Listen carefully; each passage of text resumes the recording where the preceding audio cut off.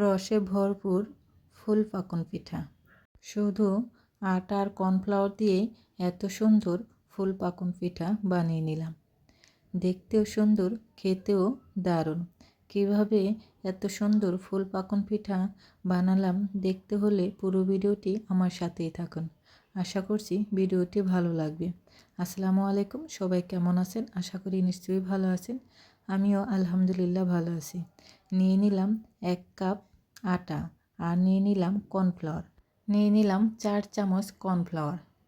তারপর ভালো করে মিশিয়ে এখন চুলায় একটা কড়াই বসিয়ে দিয়েছি।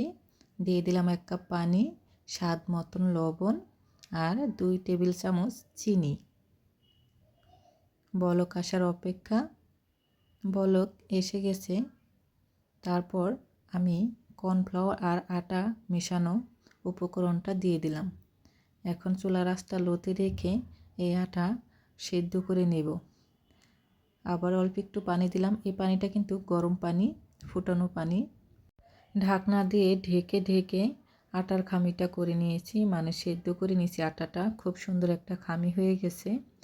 হালকা ঠান্ডা হলে পানি দিয়ে ভালো করে মথে নেব।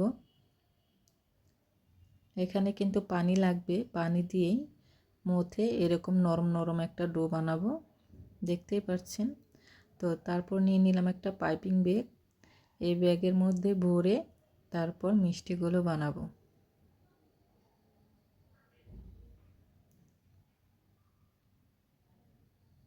একটা গ্লাসের মধ্যে পাইপিং ব্যাগটা রেখে তারপর আটার খামিটা ভরে নিয়েছি।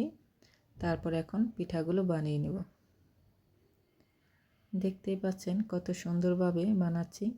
আর বানাতে কিন্তু কোনো ঝামেলা নেই, খুব সুন্দর হয়ে যাচ্ছে। আমার ভিডিওটি যে যেখান থেকে দেখতেছেন কাছেও দূরে অবশ্যই লাইক দিয়ে ভিডিও দেখবেন, ফুল ওয়াচ করবেন।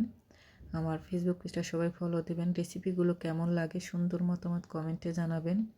ভিডিওটি সবাই শেয়ার করবেন। সুন্দর করে লাল লাল করে ভেজে নিয়েছি। সবগুলো পিঠা ভাজা হয়ে গেছে। দেখেন উপরটা মচমচে আর ভিতরে কিন্তু জুচি জুচি নরম নরম আছে। তো এই পিঠা এমনিতেই খাওয়া যায়। এই পিঠা এখন আমি দুধের মধ্যে ভিজাবো। তো হাফ কেজি দুধ নিয়েছি, দিয়ে দিলাম 2 টেবিল চামচ চিনি। মিষ্টিটা যা যা স্বাদ মতন। যাদের মিষ্টি বেশি পছন্দ তো তারা আরও মিষ্টি দিতে পারেন, মানে চিনি দিতে পারেন। এখন সবগুলো পিঠা আমি সাজিয়ে গরম দুধ দিয়ে দিলাম। দুধ যখন হালকা ঠান্ডা হবে তখন দুধটা দিয়ে দিবেন। আর এই পিঠা ভিজতে বেশি সময় লাগে না, আধা ঘন্টার মধ্যেই ভিজে নরম হয়ে যাবে। হয়ে গেল ফুল পাকন পিঠা। আর এই পিঠাটা যখন হালকা ঠান্ডা হবে তখনই খেতে বেশি মজা।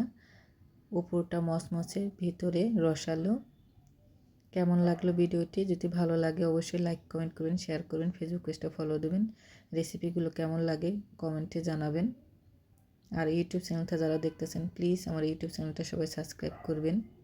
ভিডিওটি ভালো লাগলে লাইক করতে ভুলবেন না। আল্লাহ হাফেজ।